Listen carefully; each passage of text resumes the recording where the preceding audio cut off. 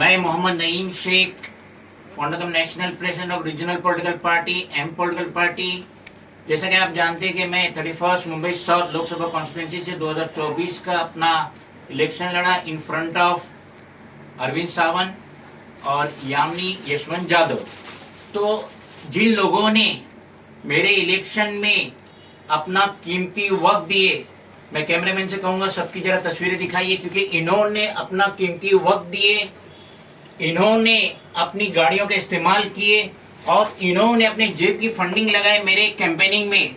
तो मैं इन सब का बहुत ही ज़्यादा शुक्रगुजार हूँ कि इनकी वजह से मुझे भले ही 1715 वोट मिले, लेकिन जैसा कि मैं फर्स्ट टाइम लोकसभा का इलेक्शन लड़ा, ये बहुत ज़्यादा बड़े वोट्स थे, क्योंकि हमारे सामने बहुजन समाज पार्टी के भी कैंडिडेट थे, वंचित के भी थे, एकनाथ शिंदे की शिवसेना के भी थे, उद्धव बाला साहब ठाकरे की शिवसेना के भी थे, और उनमें हमें मिलना 1715 वोट, ये बहुत बड़ी बात है। और मैं बहुत ज़्यादा शुक्रगुजार हूँ मेरे कलीग्स का, जिन्होंने अपना टाइम दिए, अपना वक्त दिए, अपना पैसा भी लगाए, अपना पेट्रोल भी लगाए, अपनी गाड़ियाँ भी लगाए। तो मैं बहुत ज़्यादा इनका शुक्रगुजार हूँ। इसलिए आज एक छोटा सा हमने एक पार्टी का एहतमाम किए थे, और जैसे कि आने वाला इलेक्शन है नवंबर या अक्टूबर में विधानसभा का, मुंबई की 6 सीट से, और हम 6 सीट से अपने कैंडिडेट उतारेंगे। हमने उनका सिलेक्शन कर लिया है, चंद दिनों में आपको पता चल जाएगा ये कौन कैंडिडेट है,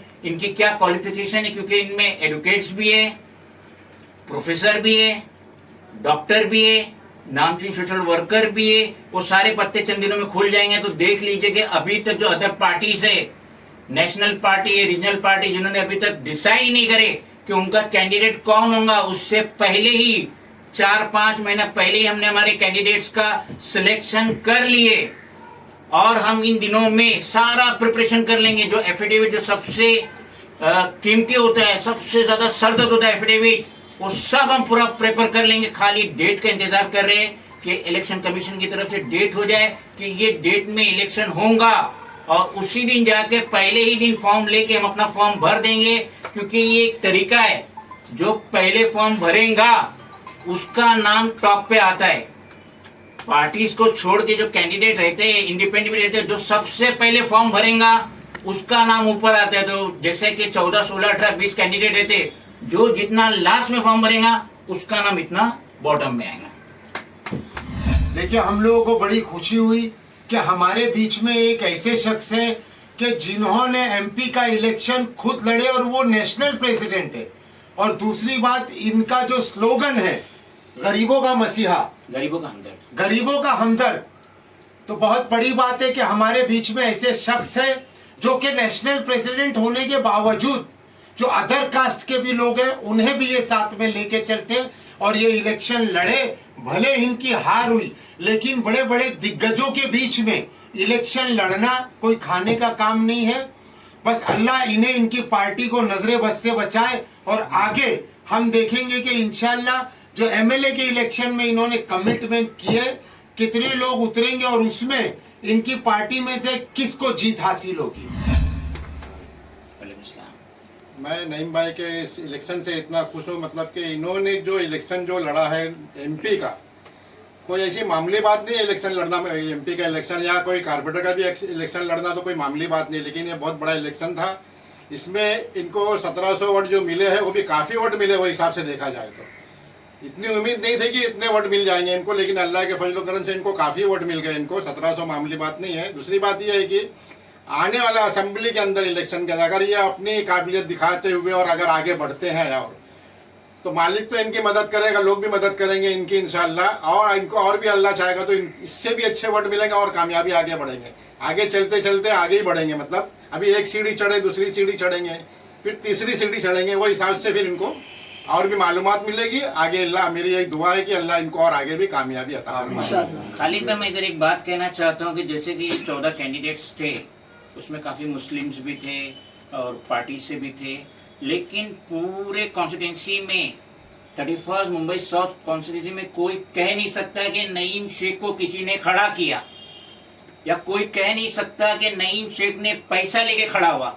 कोई नहीं कह सकता। यहाँ पे बड़ी बड़ी पार्टीज का नाम आ रहा है कि इसने इतना करोड़ लिया, इतना लाख लिया, ये इसके लिए खड़ा हुआ, इसके लिए खड़ा हुआ, लेकिन नईम शेख पे कोई उंगली नहीं उठा सकता, क्योंकि नईम शेख ने जेब की फंडिंग लगाया। नईम शेख जो फाउंडर नेशनल प्रेसिडेंट है एम पार्टी का, जो 2015 में रजिस्टर्ड हुई थी, तो हम हमारी पार्टी के वजूद के लिए खड़े हुए, ना कि हमने इससे पैसा लिया ना उससे पैसा लिए। तो हमारा एकदम क्लियर टाइटल है। और आने वाले असेंबली जो इलेक्शन है, विधानसभा का जो इलेक्शन है अक्टूबर नवंबर में, तो समझ लीजिए खालिद भाई अच्छे से अच्छा सिटिंग एमएलए भी इस वक्त नईम शेख के नाम से कांप रहा है। वाह, चलो इंशाल्लाह भाई के साथ सब रहेंगे, हम रहेंगे, हमारे साथ में और भी मोहल्लेदार रहेंगे। भाई का साथ सबके साथ रहना बहुत जरूरी है। माशाल्लाह काबिल मुबारकबाद है नईम शेख और उनकी पूरी टीम का। इंशाल्लाह आइंदा भी हम लोग ऐसे ही साथ देंगे और इंशाल्लाह कोशिश रहेगी तो आगे बढ़ते रहेंगे इंशाल्लाह। अल्लाह ऐसी तरक्की दे और हमेशा आगे बढ़ते रहे। आगे जिस तरह मैं इनको जब से जानता हूँ, ये अक्सर लोगों के लिए और हमारे लिए काम आए, तो हम चाहेंगे कि फ्यूचर में जो भी आने वाला एमपी या एमएलए हो तो हमारे सर हो करके। अस्सलाम वालेकुम सब लोग। दोस्तों, Mohammad Naeem Shaikh M political party के प्रेसिडेंट हैं और ये गरीब लोगों का बहुत काम करते हैं। मैंने जितने भी गरीब लोगों का काम दिया है उन सबका काम इन्होंने करके दिया है। जहाँ तक मैंने देखा है कि जब जितना अपने जेब से पैसा डाल के भी गरीब लोगों का काम करते हैं, ये मैंने अभी तक देखा है कि इन्होंने काम किया है। और जिनका भी काम का 1700 वोट 17,000 से ज्यादा है, क्योंकि एक एक लोगों के दिमाग में इस तरह बसा हुआ था कि सिर्फ दो ही पार्टी को दिया जाएगा। ऐसे में 1700 वोट से ज्यादा लेना बहुत बड़ी बात है।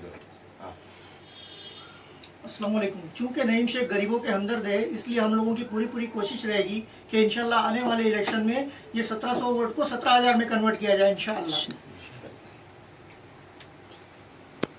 और एक चीज आपको एक अहम मुद्दा बता दूं मैं, 48 कैंडिडेट यूबीटी इंडिया अलायंस के अलग अलग खड़े हुए थे, एक भी मुस्लिम कैंडिडेट नहीं था, एक भी पार्टी से एक वाहिद नईम शेख जो थे। इन्होंने देखे कि बिजी मसरूफियत होने के बाद भी इनको इनका कैंडिडेट नहीं खड़े हो पाया, तो हमारे लिए बहुत ही तारीफ काबिल बात है कि मुस्लिम कैंडिडेट के हिसाब से इन्होंने खुद अपनी पार्टी से खुद इलेक्शन लड़े। जज़ाकल्लाह।